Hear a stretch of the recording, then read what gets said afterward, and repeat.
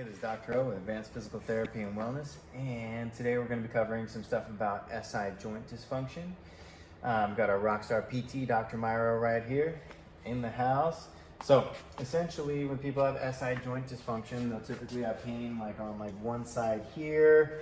When I'm evaluating it, I usually look for it even when people just even come in for low back pain, or even maybe pain closer to the thoracolumbar junction, or if they have pain in their hip flexor, femoral acetabular impingement, because usually there's going to be some things that are just off and wonky in this whole area if they're having issues.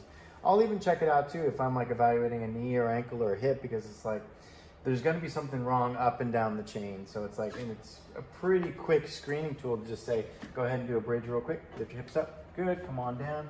And then I was taught that you got to passively bring their legs out. So they can't just straighten their legs out, because then it won't be as even. So if they use their own muscles to activate, then it could just throw the hips off. So essentially, I always have to check it on this side. Everyone's got some sort of eye dominance thing. And I learned over just kind of trial and error what side that I have to be on in order to see it correctly. Some people come and palpate the ASISs and look at it up and down, or down like this, or left to right, right to left. I always have to do it on this side. And then I found out that I have 100% dead accuracy when I do it this way, but this way alone. And then my old CI that taught me this stuff, he had it, I think it was either the same side or the opposite side, but we verified together.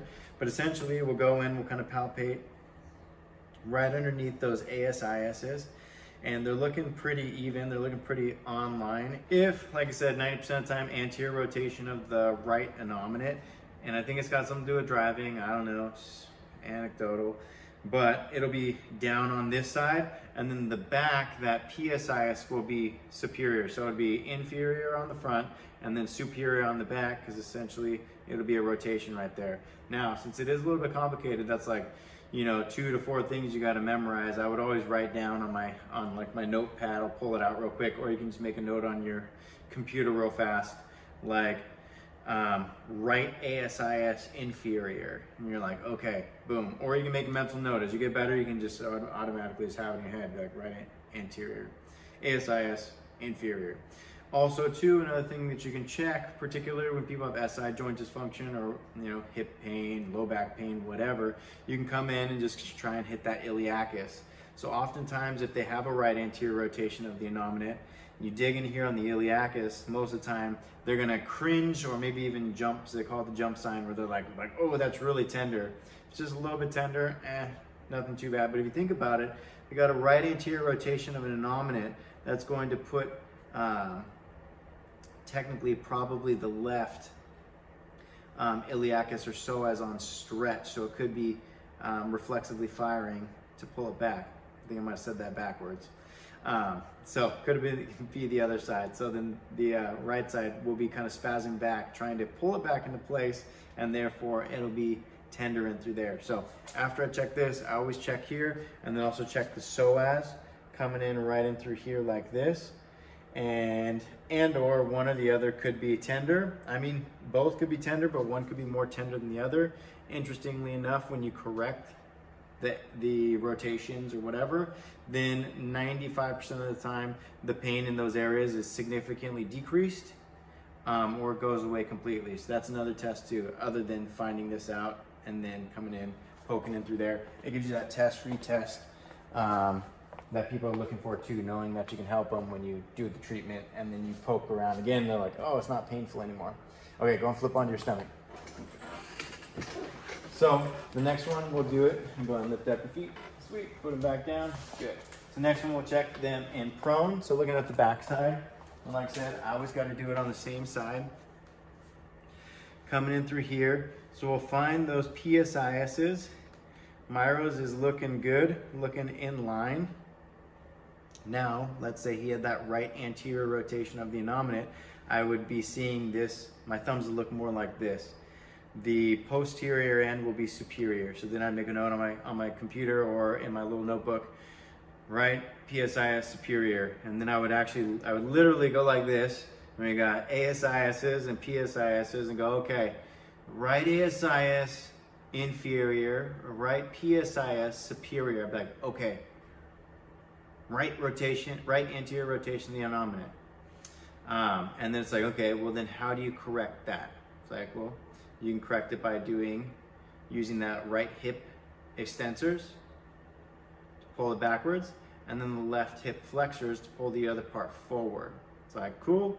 And then you can do the finishing technique to pull it out, and then pull it in. Make sure it all stays in. Also too, another form of palpation that gives you that test, retest too, other than knowing that yourself, you can also kind of go along the PSISs and then dig in just underneath right here. So that's where the long posterior SI ligaments are. So they could have tenderness on the side of the rotation, but sometimes it's on the other side too. So, I mean, you never really know, but the test, retest, it goes, oh no, now it's not painful anymore. It's like, sweet, we had an influence on the area. So long posterior SI ligaments, just dig in through here. And then you can kind of poke around the borders of the tailbone, the coccyx, and those are kind of the short posterior SI ligaments. So they could have pain and or tenderness in through there, but most time it's these ones. You can even hit sacrotuberous ligaments down here if you want to too. Those could be a little bit tender with SI joint dysfunction too as well. But most of the time I just find the long posterior SI ligaments are tender. Treat, retest, and then you're pretty much good to go. Now, if you have upslips, how are you going to figure out if there's upslips? Let's say you check them in supine, you feel the right ASIS superior, check on the back, right PSIS superior, literally bring the hands out like this. Okay, if they're both superior, then you got an upslip. It's like, okay, well, if you got an upslip, then you just got to essentially yank on their leg and pull it down. Let's say we got left upslip. What I prefer to do is give them a couple tugs. But since it's just a pure upslip, I'll usually do it on the opposite end too. So I'll pull it down, and then I'll do the finishing technique. So I'll leg pull 3 times on one side, flip them on their back, leg pull on the same side 3 times, and then we'll do the finishing technique. Okay, let's say we're like, all right, he's in supine, and so the ASISs are in line, they're looking good, but then he's got like the right PSIS is like severely superior. The only way that's possible for it to be like that is if there's an upslip and an anterior rotation. So it's like, cool. So if you got an upslip and anterior rotation, that means we got to essentially pull it down. So essentially I'd want to be pulling that side down. So I'd probably give the right leg about 3 tugs to pull it down, and then use the right hip extensors and the left hip flexors to pull the rest into place, do the finishing technique, boom, and then you're good to go. So let's say we're going to correct his right anterior rotation of his innominate. We'll have you flip over onto your side. And you can do this a number of ways. I found that the patient can generate the most amount of force doing this, and therefore come in and it's just easier on the clinician's body mechanics. But I mean, you can do it however you want it. You can do it in supine too, and just have them doing the pushing, the opposite like that. But like I said, personally, I just like to do this, get your hips a little closer to the edge. Good. And then if you got your cell phone in your pocket, take it out so they don't break it. But essentially I'll come right in between them like this and then say, go ahead and squeeze, hard scan, go, go, go, go, go, go, go, go, and relax. Good, and I'll do that 3 times. Go again, go, go, go, go, go, go, go, go, and relax. Good. And then we do that 3 times, and then I flip them over onto the back, and then I'd have them do the finishing technique, the pushing out 3 times, push, push, push, push, and then relax. Good.